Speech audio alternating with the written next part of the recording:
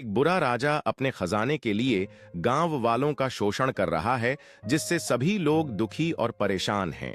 एक नेक दिल बच्चा जो गांव के लोगों की मदद करना चाहता है, राजा के खजाने को चुराने की योजना बनाता है। रात का अंधेरा छाने पर वह चुपचाप महल की ओर बढ़ता है। उसकी आंखों में साहस और संकल्प झलकता है। महल में प्रवेश करते ही वह खजाने के कक्ष की ओर बढ़ता है, जहां सोने और जवाहरातों का ढेर लगा हुआ है।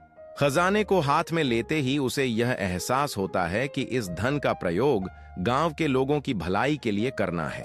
वह तुरंत खजाने को बांधकर गांव की ओर दौड़ लगाता है। उसके दिल में उम्मीद की किरण जगमगा रही है।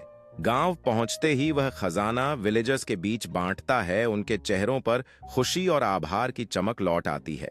राजा जब यह सुनता है तो उसका गुस्सा और झल्लाहट बढ़ जाती है, लेकिन वह जानता है कि अब उसके अत्याचार के दिन खत्म हो चुके हैं। गांव वालों की एकजुटता और साहस से प्रेरित होकर वे राजा के खिलाफ खड़े होते हैं और अपने अधिकारों की मांग करते हैं। राजा के खजाने की चोरी से परेशान राजा ने एक शक्तिशाली चुड़ैल को अपनी सेना में शामिल किया। चुड़ैल ने अपनी जादुई शक्तियों से बचा का सामना करने की योजना बनाई। बचा ने अपने साहस और चतुराई से चुड़ैल को चुनौती दी, यह जानते हुए कि उसकी जीत ही उसका उद्धार है। जैसे ही उनकी लड़ाई शुरू हुई, दोनों में तीव्र जादुई शक्तियों का आदान प्रदान हुआ।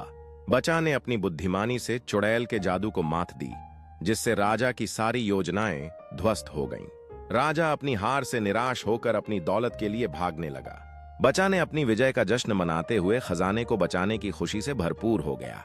उसकी बहादुरी ने पूरे गांव में एक नई आशा का संचार किया, जिससे सभी को प्रेरणा मिली।